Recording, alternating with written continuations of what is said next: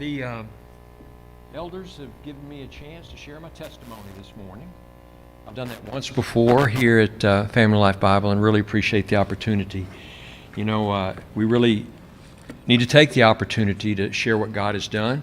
But Isaiah also tells us, Isaiah 43, 18 and 19 says, "Forget the former things, don't dwell on the past, seeing I am doing a new thing.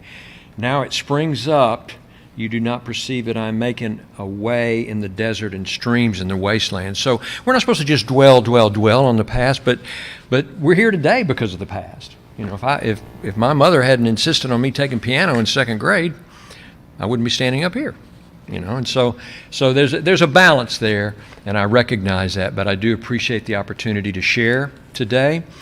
A little about my life. My situation is a little different because I stand up here every week in front of you, and I also have had a very public life here in Conway. You know, a good, bad, and ugly, and so it's a chance for me to just share what God has done in my life and squeeze it all into about 10 or 11 minutes. So grew up in New Orleans, and from a very youngest age, I had two focuses in my life: music and politics. Piano started in second grade, drums in fourth grade. In fourth grade, I was devastated when Barry Goldwater lost to Lyndon Johnson. And I was the only Republican in New Orleans, and I was in fourth grade. But that's just been my life, and the Lord allowed me to enjoy those things. I came to Conway in 1978 to teach at UCA in the music department, percussionist there. And shortly after that, married Susan Chatham. In 1981, had just 8 wonderful, wonderful kids. And I get to see Mark just slipped in the back, and appreciate him being here. And then, of course, Anna's here every week. And Eli, pressure's on because there's about 6 other Baker kids maybe watching on YouTube. So please make sure it works, or I'll be in trouble. But no, I just had a blessed life when I came. And there were times closer to the Lord, away from the Lord. Was saved when I was young there in New Orleans. But there were times I was closer. And I have to say, my in-laws, the Chathams and Susan Chatham, had a big influence on my life, on bringing me to a closer walk with the Lord. And, you know, for the next couple of decades, had these children, had a great job at UCA, teaching in the music department, and then, lo and behold, in 2000, got elected to the state senate. Go figure. You know, how does that work? But God worked that out, and just really enjoyed that, and really had gotten to participate in music and politics, two things that I'm just passionate about. But fast forward to about late 2009, 2010, I, through pride and selfishness, took a turn away from the Lord. And don't have enough time to get into all the details of that, but I did, and turned away from the Lord. And I can't pinpoint necessarily specific things, but in many ways turned away from the Lord and turned away from my precious family. And shame on me.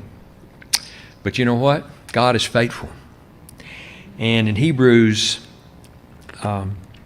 chapter 12, verses 7 and 8, it says, very specifically, endure hardship as discipline. God is treating you as sons. For what son is not disciplined? If you are not disciplined, you are not a son. If we are children of God, He's going to discipline us. When we get off a little bit, He's going to gently bring us back. When we get off a lot, He may drop a grand piano on our heads, depending on how stubborn we are. But He does that just out of love. You know, He wants us to have the best life possible here. And He wanted that for me. And He saw that I had turned away from Him and turned away from my family.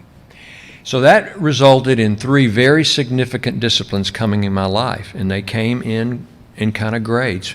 2014, some news articles had popped up about some accusations relating to me and bribing of a judge and some political stuff. It was kind of just all around the edges. But it resulted in me losing my executive assistant to the president's job at UCA. And it was very public. Everything I did was in the paper. I could sneeze and it'd be front page B section. If I sneezed twice, it'd be front page A section. And so I lost that job. It was a great job. I so enjoyed being Tom Courtway's assistant. He was a wonderful president at UCA, did great things. I was tenured, though, so I went back to the music faculty. And in 14, and somewhat adjusted my life. I knew the Lord was doing a work, but I was still kind of living my own way. And then in 16, I got a DWI coming back from Little Rock.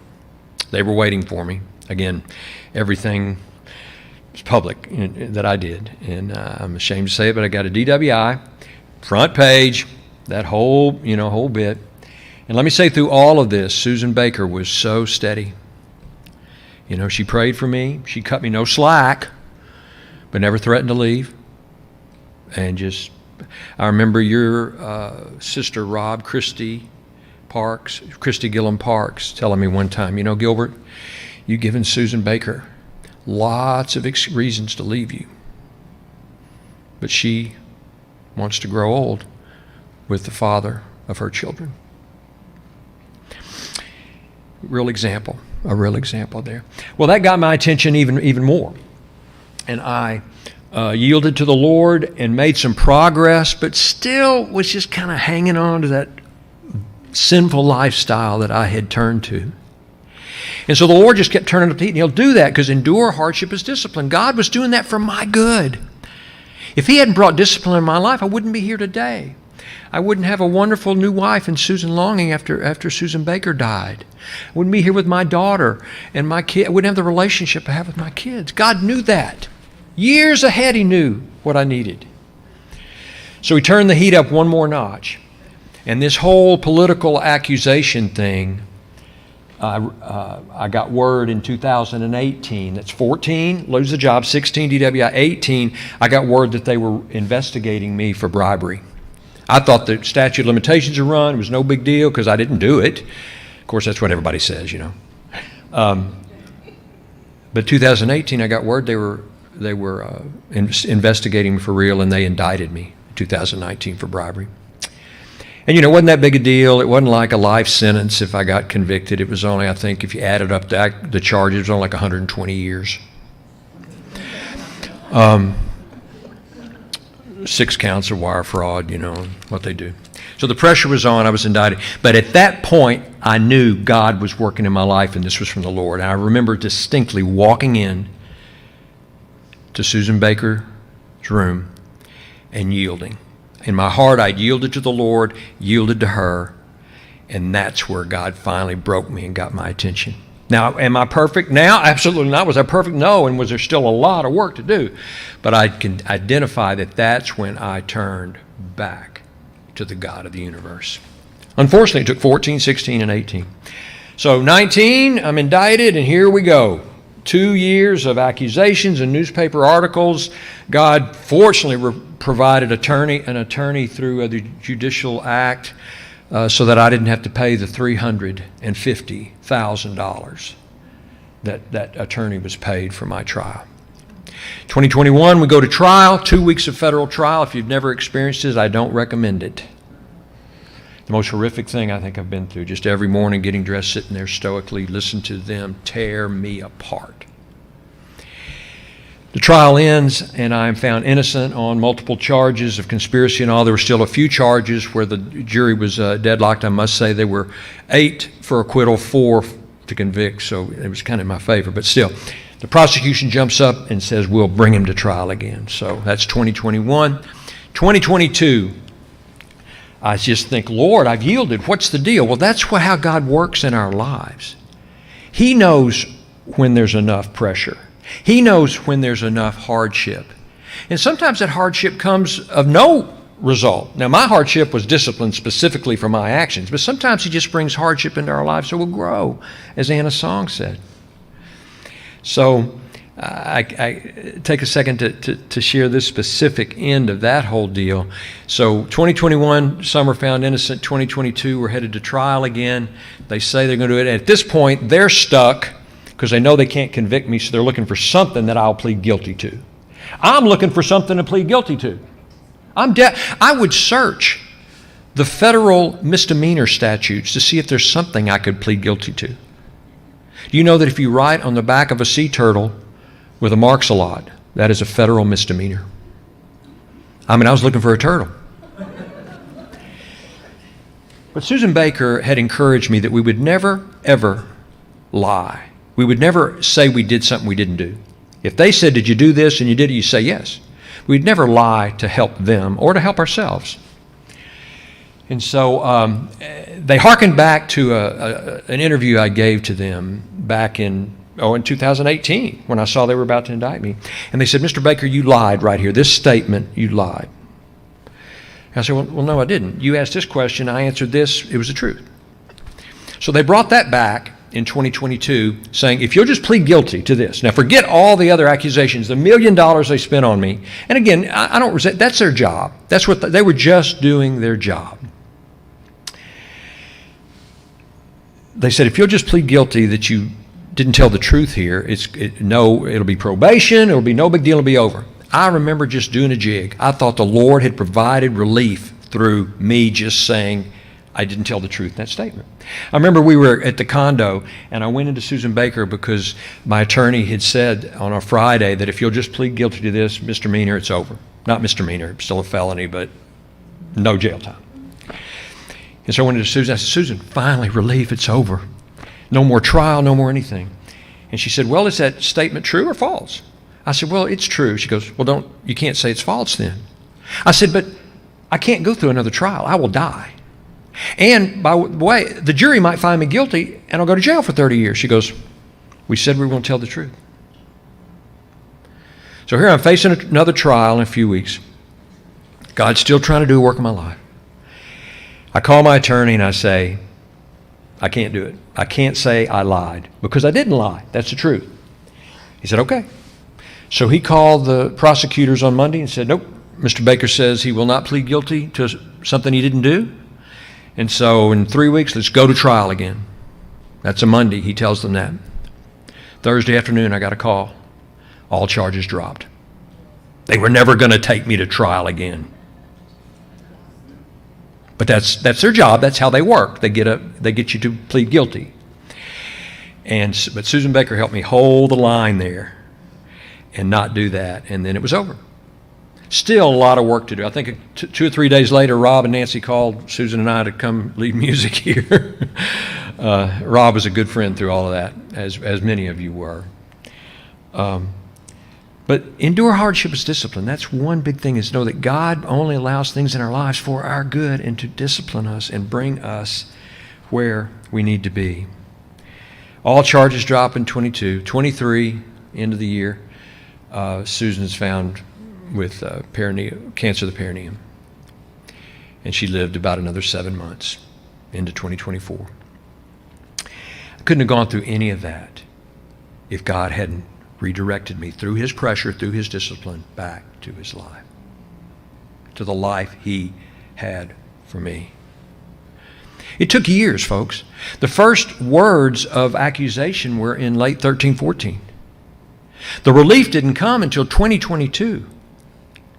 Blessed are those who persevere under trial, because when they've stood the test, they'll receive the crown of life that God has prepared for those. Sometimes it takes a long time. We want it to be over in a week or a month or a year. But sometimes it's 10 years, sometimes 20 years. As the sermons we've just heard recently, Abraham went to heaven with a couple of kids. Sometimes it takes a long time for God's work to do. And we have to persevere best we can. And we have help from that. And, after Susan Baker died, through my friend Dick Longing, he brought another wonderful Susan into my life, Susan Longing, and I'm very grateful for it. But none of that would have happened. None of that recovery after Susan Baker's death, Susan Longing, the great relationship I have with my children. And again, they may not say it's that great, but as Matthew says, hey, Gilbert, they're all still talking to you. Take the win. But look, guys, if I had not finally perked up and listened to God, and if God had not been good enough to discipline me in 14, 16, 18, I don't know where I would be right now. Sure wouldn't be up here enjoying all that I have, enjoying these wonderful grandchildren and children. So I just encourage us all, encourage me, because I still got a lot of work to do. You can ask Susan Longing that. I mean, you know, she is, I'm not sure, she was widowed and not looking for a man, I guarantee you. And she sure wasn't looking for this high-strung, wound-up tight, anxious guy. But, yeah. But just pray for me. There's still a lot of work to do in my life, I guarantee you, I do. But please, let's all remember that endure hardship is discipline. God's just doing it for our good. Little disciplines, big disciplines. And then also to persevere in the faith, okay? We need to persevere, because blessed is a man and woman who perseveres under trial.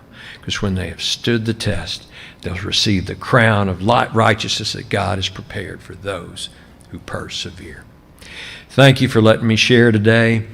There's 1,000 other things and 1,000 other questions, I'm sure, and I'm glad to talk to you if you have any more, you know, if you want to know any more stuff. But thank you so much for letting me share. And if the praise team will come back up, we'll sing a song written by my good friend James McAllister, who is another one of those people that through all of that, James never showed a judgmentalism. He never cast me aside. He was just always there to pray for me. And there were times I'd go across the street to James when they were saying, okay, going to trial again, or another newspaper article, and I'd say, James, I just can't do it. He'd pray for me, and I'd do it one more day. So thank you, James. He wrote this song.